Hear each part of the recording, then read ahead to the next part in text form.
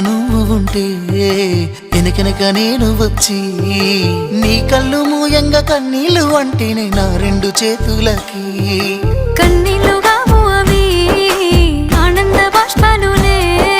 ఇన్నాళ్ళకు నన్ను వదిలిపోతున్నందుకు ఒంటరితనం మెచ్చనే బంగారు నకిలేసు నీ మెడకు తెచ్చిన ఓసారి వేసుకోవే చూసి నా మనసు మురిసిపోవే